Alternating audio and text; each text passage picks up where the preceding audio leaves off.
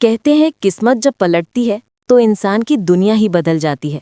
और आज वही होने वाला है, क्योंकि आर्यवर्धन ने जो सरप्राइज अनु के लिए तैयार किया है वो ना सिर्फ उसकी जिंदगी बदल देगा, बल्कि उन रिश्तों को भी नया नाम देगा जिनके टूटने का डर सबके दिल में गहरा बैठा था। आज की कहानी शुरू होती है उस पल से जब अनु के घर का माहौल हमेशा की तरह भारी था, लेकिन हवा में कुछ ऐसा था जैसे कोई बड़ा मोड़ आने वाला हो। अनु खुद समझ नहीं पा रही थी कि उसके पापा गोपाल के मन में क्या चल रहा है। सुबह से वो कई बार उसके कमरे के पास आए, फिर रुककर वापस चले गए, जैसे कुछ कहना चाहते हों पर कहने से डर रहे हों। अनु के दिल की धड़कनें तेज थीं, क्योंकि वो जानती थी कि उसके करियर, उसके भविष्य और शायद उसकी खुशी का फैसला आज होने वाला है। उसे याद आ रहा था वो दिन जब आर्यवर्धन ने उसके लिए खड़े होकर कहा था, अनु के हर फैसले में मैं उसके साथ हूँ। लेकिन उस समय हालात ऐसे थे कि उसके पापा ने साफ मना कर दिया था कि अनु अब आर्यवर्धन की कंपनी में काम नहीं करेगी। अनु समझ नहीं पा रही थी कि क्या आज भी वही इनकार सुनने को मिलेगा या फिर किस्मत कुछ और लिख रही है। तभी उसके कमरे का दरवाज़ा धीरे धीरे खुला और उसके पापा अंदर आए। चेहरे पर एक गहरी थकान थी, लेकिन आंखों में नरमी की हल्की रोशनी भी। उन्होंने अनु को अपने पास बैठने का इशारा किया। अनु धीरे से पास आकर बैठ गई, लेकिन उसके मन में तूफान मचा था। गोपाल ने बहुत लंबे मौन के बाद कहा, अनु, मुझे तुमसे एक बात कहनी है, और शायद आज पहली बार मैं ये बात दिल से कह रहा हूँ। अनु उनकी बात ध्यान से सुन रही थी। उसका दिल उसके सीने में जोर जोर से धड़क रहा था। तभी गोपाल ने आगे कहा, मैंने बहुत सोचा, बहुत समझा, और आज मैं फैसला ले चुका हूँ। ये सुनकर अनु के हाथ कांप गए। उसने हिम्मत जुटाकर पूछा, पापा, क्या फैसला? गोपाल ने गहरी सांस ली, जैसे अपने भीतर बंद एक भारी चट्टान को अभी हटाया हो। तुम आर्यवर्धन की कंपनी में काम कर सकती हो, मुझे अब कोई एतराज नहीं। ये सुनते ही अनु की आंखें भर आईं। उसे विश्वास ही नहीं हुआ कि उसके पापा ने आखिरकार हाँ कह दी। लेकिन असली मोड़ अभी बाकी था, क्योंकि उसी समय आर्यवर्धन भी वहां आया था, गोपाल से मिलने के लिए। दरवाजा खुलने की आवाज सुनकर दोनों ने देखा, आर्यवर्धन खड़ा था। उसकी आंखों में उम्मीद थी और चेहरे पर सम्मान। गोपाल खड़े हुए और सीधे आर्यवर्धन के पास जाकर बोले, सर, आज मैं आपको एक बात बताना चाहता हूँ। मैं एक बेटी का बाप हूँ। मेरे दिल में डर था, चिंता थी, इसीलिए मैंने अनु को आपकी कंपनी में काम करने से रोका था। पर अब मुझे आप पर भरोसा है। जैसे ही गोपाल ने ये कहा, आर्यवर्धन की आंखों में जो चमक आई वो साफ बता रही थी कि इस एक हाँ ने उसके मन का कितना बड़ा बोझ उतार दिया था। गोपाल ने कहा, आप मेरा भरोसा कभी नहीं टूटने देंगे, मुझे ये यकीन है। आर्यवर्धन ने बिना एक पल गवाए उनका हाथ अपने हाथ में लिया और भावुक होकर बोला, मैं आपको बता नहीं सकता कि आपने मुझे कितनी बड़ी खुशी दी है। मैं अपने मन में गिल्ट लिए घूम रहा था कि अनु के साथ बुरा हुआ। आपकी नाराजगी भी सही थी, लेकिन आज आपने मुझ पर जो भरोसा किया है, मैं उसे कभी टूटने नहीं दूंगा। अब से अनु मेरी जिम्मेदारी है और मैं वादा करता हूँ कि उसे हमेशा खुश रखूंगा। अनु ये सब सुन रही थी और उसके दिल में एक अजीब सा सुकून उतर रहा था। उसके पापा, जिन्हें वो कभी मना नहीं पाती थी, उन्होंने अपनी नाराजगी छोड़ दी थी। और आर्यवर्धन, वो तो जैसे विश्वास की मूर्ति बनकर उसके सामने खड़ा था। तभी अचानक आर्यवर्धन ने कहा, गोपाल जी, अगर आप अनुमति दें तो मैं अनु को अपने साथ बाहर ले जाना चाहता हूँ।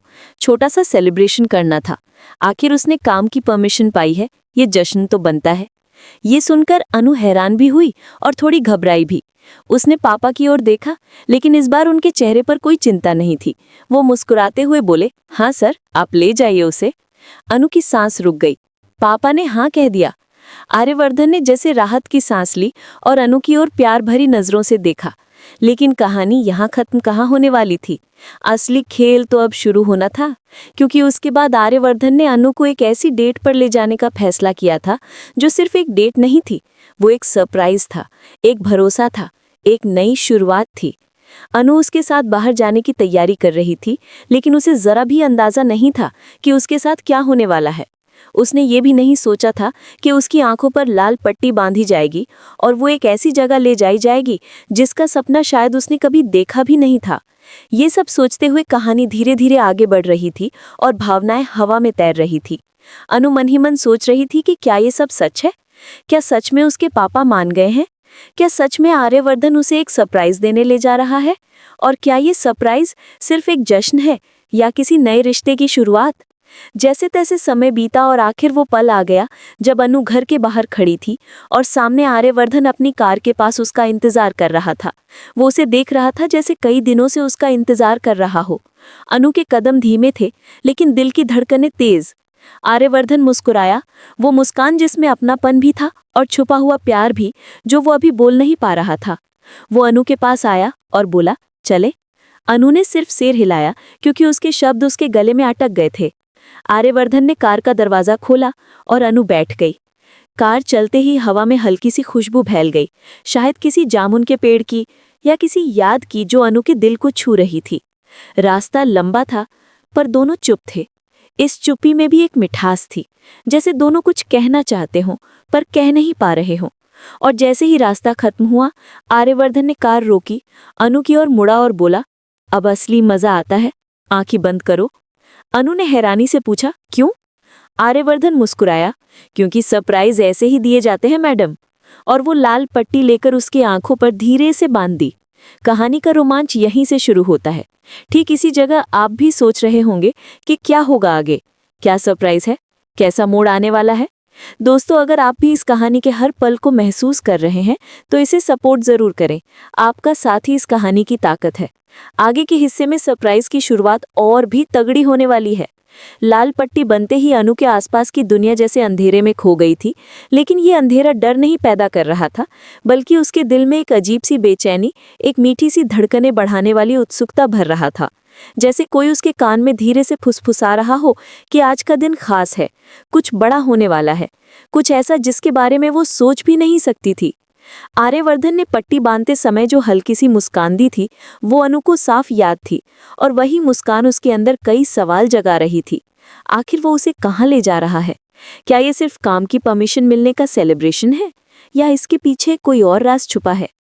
कार धीरे धीरे आगे बढ़ रही थी। अनु को सिर्फ रास्तों की आवाजें सुनाई दे रही थीं।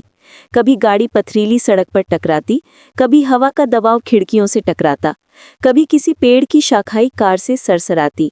इन आवाजों में एक अजीब सी कहानी छुपी थी, जैसे हर आवाज कह रही हो सफर खत्म होने वाला है और साथ ही कुछ नया शुरू होने वाला है।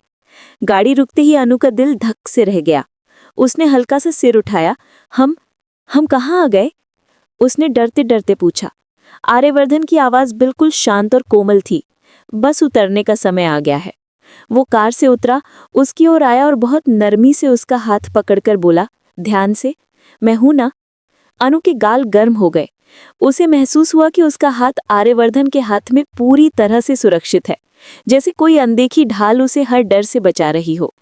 जमीन पर उसके कदम पड़ते ही उसे घाट की कोमलता महसूस हुई, हल्की ठंडक जैसे किसी प्यारी सी जगह का स्वागत कर रही हो। आसमान में हवा की सरसराहट थी और कहीं दूर बहते पानी की धीमी आवाज। इस आवाज ने उसके मन में और उत्सुकता भर दी।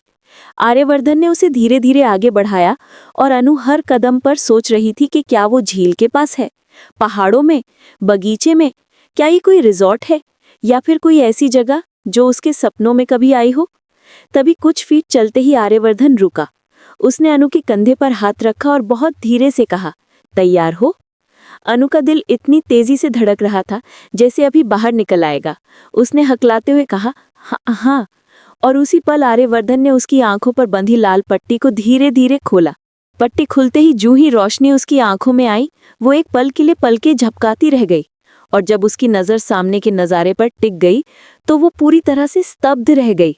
जिस जगह वो खड़ी थी वो किसी जादुई दुनिया से कम नहीं थी। शाम का सूरज ढल रहा था। उसकी सुनहरी रोशनी झील के पानी पर ऐसी चमक रही थी जैसे पानी पर सोने की परत चढ़ गई हो। झील के किनारे सफेद फूलों की लंबी कतारें थीं जिनकी खुशबू हवा में तैर रही थी। बीच में एक छोटा सा लकड़ी का प्लेटफॉर्म था जिस पर सिर्फ 2 कुर्सियां थी और बीच में एक सुंदर सा छोटा टेबल जिस पर लाल गुलाबों की पंखुड़ियां बिखरी हुई थीं। चारों तरफ हल्की हल्की लाइटें थीं जैसे जुगनू हवा में तैर रहे हों। अनु के होठों से शब्द ही नहीं निकल पा रहे थे। उसकी आंखें भर आईं और उसने धीमी आवाज में कहा, सर, ये जगह इतनी सुंदर। उसकी आवाज टूट रही थी, जैसे उसकी भावनाएं उसके शब्दों से बड़ी हो गई हों। आर्यवर्धन ने उसके पास आकर उसके सर पर बहुत हल्के से एक प्यारी सी किस की और मुस्कुराते हुए बोला, तुम्हें पसंद आया? इस एक सवाल में इतनी सादगी, इतनी गहराई और ऐसा अपनापन था कि अनु का दिल और भी पिघल गया। उसने बिना सोचे उसे कसकर गले लगाया। बहुत पसंद आया सर, बहुत ही ज्यादा। आपने मेरे लिए इतना सब किया। Thank you so much. Aryavardhan ने उसके गले लगाने पर थोड़ा चौंका, फिर बहुत धीरे से उसने भी उसे अपनी बाहों में भर लिया। उसकी आंखें जैसे कह रही थी, काश तुम जान पाती कि तुम्हें खुश करने के लिए मैं और क्या क्या कर सकता हूँ।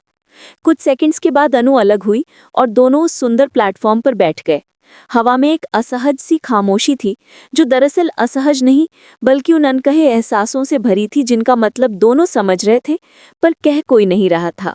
आर्यवर्धन ने धीमी आवाज में कहा, अनु, मुझे पता है तुम्हारे मन में मेरे लिए अभी भी कुछ शिकायतें हैं, कुछ सवाल हैं और शायद कुछ डर भी, लेकिन मैं वादा करता हूँ कि अब से सब ठीक होगा। मैं तुम्हें सिर्फ खुशियां देना चाहता हूँ। अनु ने उसकी तरफ देखकर कहा, आप। झील के किनारे बैठकर अन्नू और आर्यवर्धन कुछ पलों तक एक दूसरे को बस देखते रहे, जैसे समय रुक गया हो, जैसे हवा ने अपनी चाल धीमी कर दी हो, जैसे पूरी दुनिया ने अपनी आवाज खो दी हो और सिर्फ इन दोनों की धड़कनों की प्रतिध्वनि इस शांत शाम की चादर पर फैल रही हो। अन्नू के मन में भावनाओं का तूफान था, खुशी, डर, उम्मीद, उलझन, सब एक साथ, जैसे कोई संगीत बिना सुर के बज रहा हो लेकिन फिर भी दिल को छू रहा हो। आर्यवर्धन की आंखों में एक अजीब सी चमक थी, जैसे उसने फैसला कर लिया हो कि वो अब पीछे नहीं हटेगा, कि वो अपने दिल की हर बात आज अन्नू के सामने रख देगा, चाहे जो भी हो। वो अन्नू के थोड़ा और करीब आया और झील के पानी की ओर देखते हुए बोला, जानती हो अन्नू, कभी कभी इंसान अपनी भावनाओं को छुपाता है क्योंकि उसे लगता है कि वक्त सही नहीं है या वो हकदार नहीं है, लेकिन आज मुझे लगता है कि अगर मैंने अपनी बात नहीं कही तो शायद मैं जिंदगी भर पछताऊंगा। अन्नू का दिल तेजी से धड़कने लगा। उसने धीरे से कहा, आप क्या कहना चाहते हैं सर? आर्यवर्धन ने अन्नू की ओर देखा, एक गहरी, सीधी, साफ नजर जिसमें कोई झिझक नहीं थी, सिर्फ सच्चाई थी। मैं ये कहना चाहता हूं कि तुम मेरे लिए वो बन गई हो जिसके बिना अब मैं अपने दिन की शुरुआत भी सोच नहीं सकता, जिसको देखकर मेरी सारी थकान दूर हो जाती है, जिसे हंसाने के लिए मैं दुनिया से लड़ सकता हूं। अन्नू, तुम मेरे लिए सिर्फ एक जिम्मेदारी नहीं हो, तुम मेरी कमजोरी बन गई हो। अन्नू की सांसें रुक गई। उसने कभी नहीं सोचा था कि आर्यवर्धन जैसे इंसान की जिंदगी में वो इतनी जगह बना चुकी है। उसके होंठ कांपने लगे, उसकी आंखें भीगने लगी, लेकिन वो कुछ कह नहीं पाई, जैसे शब्द उसके होंठों तक आते ही कहीं खो जाते थे। आर्यवर्धन ने आगे कहा, और मुझे नहीं पता तुम क्या सोचती हो, लेकिन मैं इतना जानता हूं कि तुम्हारी खुशी देखना अब मेरे लिए एक आदत बन चुकी है और मैं इस आदत से कभी दूर नहीं होना चाहता।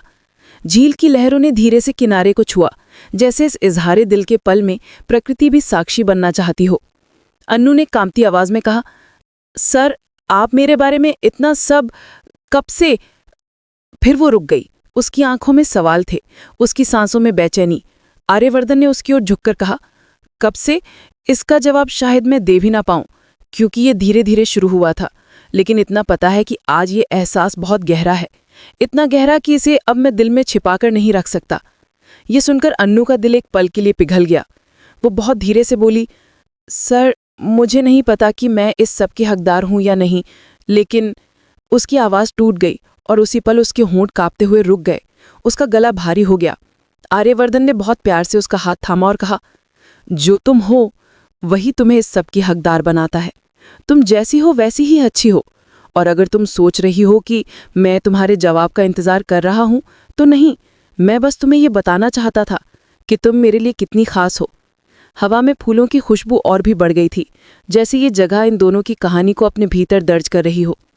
अनु धीरे धीरे मुस्कुराई और उसकी आंखों में वो चमक लौट आई जो कई दिनों से खोई हुई थी।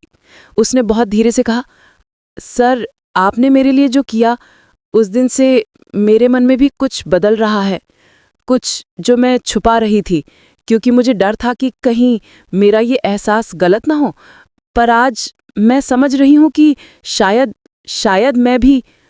वो बोलते बोलते चुप हो गई, पर उसके चेहरे की लाली, उसकी नजरों का झुकाव, उसकी उंगलियों का कांपना, सब कुछ कह रहा था कि वो क्या महसूस करती है। आर्यवर्धन ने उसकी ओर देखा और बहुत धीमी आवाज में कहा, अगर तुम तैयार नहीं हो तो कोई बात नहीं, मैं तुम्हें मजबूर नहीं करूंगा, बस तुम खुश रहो, इतना काफी है। अन्नू ने तुरंत उसका हाथ पकड़ लिया, जैसे उसे खोने का डर हो। नहीं सर, मैं तैयार नहीं हूं, ऐसा नहीं है, बस मैं इसे समझने में वक्त ले रही थी। पर आज इस खूबसूरत जगह पर आपके साथ मैं साफ महसूस कर रही हूँ कि आप मेरे लिए भी खास हैं। ये सुनते ही आर्यवर्धन की आंखों में जो चमक आई वो किसी बच्चे की खुशी जैसी निर्मल थी। उसने अन्नू की ओर हाथ बढ़ाया और बोला, तो क्या हम दोनों इस नए एहसास को धीरे धीरे समझते हुए एक नई शुरुआत कर सकते हैं? अन्नू ने बिना हिचकिचाए उसका हाथ थाम लिया। हाँ सर, कर सकते हैं। और जैसे ही उसने हाँ कहा, उसी पल आसमान में कहीं दूर से हल्की सी आतिशबाजी की रोशनी फैल गई। झील के पानी पर रंग बिखर गए। अन्नू ने आश्चर्य से पूछा, ये आतिशबाजी कैसे? आर्यवर्धन मुस्कुराया। कभी कभी प्रकृति भी सही समय पर सही चीज कर देती है। पर अन्नू जानती थी ये भी आर्यवर्धन की ही प्लानिंग होगी। वे दोनों कुछ देर तक उस झील के किनारे हाथों में हाथ डाले बैठे रहे, बिना किसी शब्द के, बिना किसी शोर के, सिर्फ दो धड़कनें और एक नई शुरुआत। हवा में प्रेम था और आसमान में सपने। उसके बाद आर्यवर्धन ने बहुत धीरे से कहा, अन्नू, एक बात पूछूं? पूछिए। आज अगर तुम्हारे पापा यहाँ होते तो क्या कहते? वही जो हमेशा कहते, खुश रहो बेटा। दोनों की आंखों में चमक आ गई। रात अब गहरी हो रही थी, पर उनके दिलों में रोशनी भर चुकी थी। उस रोशनी का नाम था भरोसा, समझ, प्रेम और एक अनकहा वादा। और दोस्तों, अगर आप भी इस कहानी की धड़कन महसूस कर पा रहे हैं, अगर आपको भी लगता है कि आर्यवर्धन और अन्नू की ये यात्रा अभी शुरू हुई है और आगे इसमें और भी रोमांच, प्यार और नए मोड़ आने वाले हैं, तो इस कहानी को जरूर सपोर्ट करें। आपका प्यार ही इस कहानी को आगे बढ़ने की ताकत देता है। आगे भी ऐसे ही ड्रामेटिक और दिल छू लेने वाले पलों के लिए जुड़े रहिए, सुनते रहिए और इस कहानी का हिस्सा बनते रहिए, क्योंकि कहानी अभी खत्म नहीं हुई। ये तो बस शुरुआत है, एक नई शुरुआत।